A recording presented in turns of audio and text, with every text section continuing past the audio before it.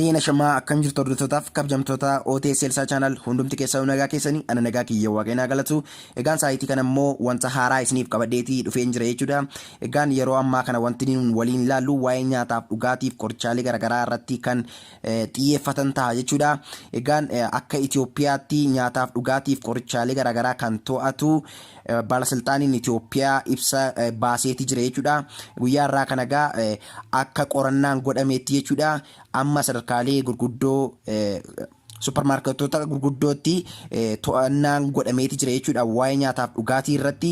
Egaan wanta arganii fi wanta qabatan ni qabu jechuudha. Nyaataaf dhugaatiin dhorkamanii ni jiru jechuudha. Expire datein isaanii kan hin beekamne yoom akka oomishaman jechuudha. Eenyuudhaan akka oomishamanii maaliif akka oomishaman illee kan hin beekamne calluma jedhanii kan gabaarra oolanii uummanni itti fayyadamaatii jiranii dhorkamaniitii jiru jechuudha. Nyaataaf dhugaatiin kunis egaa baay'eedha jechuudha. Gosoota 57 ol kan ta'anidha jechuudha kan dhorkamanii jiran yeroo ammaa kana dirqama akka ittiin fayyadamne jedhameeti jira jechuudha. Kana keessa egaa nyaataaf dhugaatiin kan ijoollee xixiqqaa ni jira. Akkasumas illee kan namoota hundumaaf ta'uu danda'an dhugaatiin garaagaraa ni jira jechuudha. Kana gidduutti kan ibsamanii jiranii. Egaan isaaniin walii wajjin ilaalla jechuudha. Keessumatti yuungaa Itoophiyaa keessatti kan argamtanii fi baay'ee isin fayyada jechuudha oduun kuni.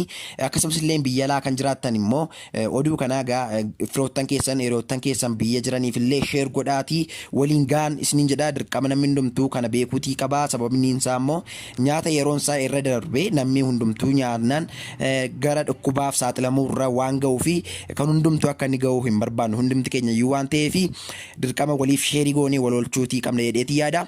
Egaan nyaatolii jiran keessaa kan isin jalqabu waa'ee dammaa wajjin kan wal qabatan ta'a jechuudha. Dammaa wajjin kan wal qabatee jiru damma akka bittanii hin fayyadamne kan jedhu keessaa aafiyaa damma aafiyaa kan jedhamu ni jiru. Riitaa damma riitaa kan jedhaman ni jiru. Akkasumas illee immoo waa'ee ashaboo irratti jechuudha. Ashaboo namoonni baay'een egaa guyyaa guyyaatti jireenya isaanii keessatti ni fayyadamu waan ta'eef ashaboo irratti ibsi godhameeti jira jechuudha. Ashaboo eenyummaan isaanii kan ittiin oomishame hin beekne expire date kan hin qabne jechuudha.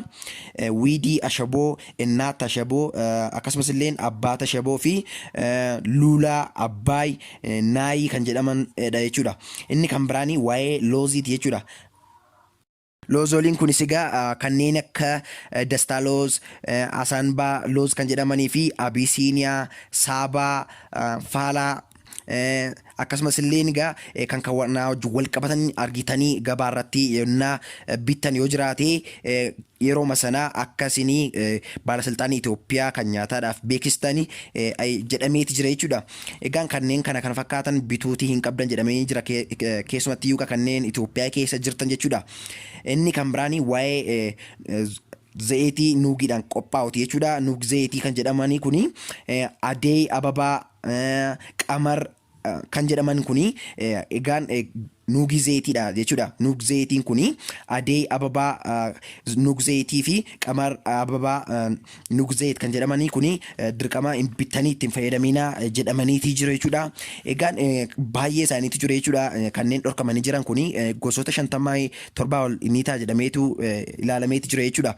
Egaan kanneen akka Viintoo, Speeshaal, Laaraa, Zaaraa, Zara Acettoo kan jedhamanii fi Anteessaa, Maayaa Acettoo, Maasa Acettoo, Vaayiking Acettoo kan jedhamanii kuni dirqama namni hundumtuu bituu hin qabu itti fayyadamuu hin qabdan jedhameeti jira jechuudha. Kanaaf egaa dirqama kanneen kana bittanii illee itti fayyadamaa jirtan yoo jiraattanii saa kana kaastanii dhaabuu qabdu jedhameeti jira.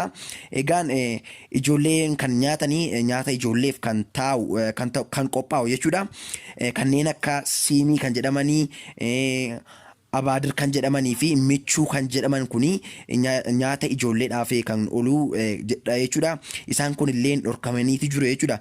Zayitii nyaataa wajjin kan wal qabatu yaamuu meeraa qamar kan jedhamaniif kun egaa dhorkamanii jiru waan ta'eef isaa kana kaastanii bittanii ittiin fayyadamu. Kanneen nuun amma waamne kun hundi isaanii kan yeroon isaanii yoom akka irratti dhumu hin beekamne eessatti akka oomishamanii ibsii kan irratti hin godhamnedha jechuudha. Egaan nyaata tokko ennaa bittanii expire date isaa yookiin immoo guyyaa itti oomishamee fi guyyaan itti dhaabatu ilaaltanii hin bittan taanaan ofii makeessanii kubarraa isin buusuu danda'a jedhameetu yaadama waan ta'eef egaa innaa nyaata bittanii expire date isaa ilaalaatii bitaa isiniin jedhameeti jira.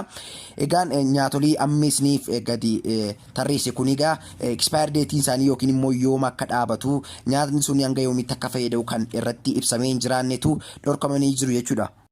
Egaa nyaatolii kana gidduutti illee karameellaan dabalamuun isaallee baay'ee tokko nama ajaa'iba jechuudha. Guyyaa guyyaatti egaa namoonni baay'een karameellaa hin fayyadamu waan ta'eef saalii karameellaa, anaanaas karameellaa, oolii karameellaa, beest karameellaa, yes karameellaa, injoorii karameellaa, burtuu karameellaa fi kan kana fakkaatan jechuudha. Tsaayee karameellaa kan jedhamu illee itti dabalameeti jira jechuudha. Egaan kanneen kun hundi isaanii egaa dhukkubaaf nama saaxilu waan ta'eef akka bitamanii itti hin fayyadamneef dhorkamanii jiru jechuudha. Namoota wanta kana yakka kana hojjetan irratti tarkaanfii seeraa fudhatamuu qaba jedhameeti yaadamaati jira. Akkasumas illee egaa akkuma beektanii nyaataaf dhugaatiin jireenya keenya gidduutti wanta bullee kaanii yeroo hunda itti fayyadamnu waan ta'eef of eeggannoof cimaa fi haala itti fayyadama keenya guddifachuu waan qabnuuf egaa namoota wanta sobaa kana oomishanii gabaarra oolchanii akka seera jedhutti itti gaafatamuu qabu jedheeti yaada akka mataa kiyyaatti. Kanaaf egaa viidiyoo kanallee namoota dabraaf sheerii godhaa isiniin jedha hordoftoota tiyyaa. Sa'aatii muraasa booda immoo informationii kan biraadha jechuudha kan isiniif qabadee dhufu. Ammas immoo nagaan naaf tura, isinin jaaladha, isinin kabajaa.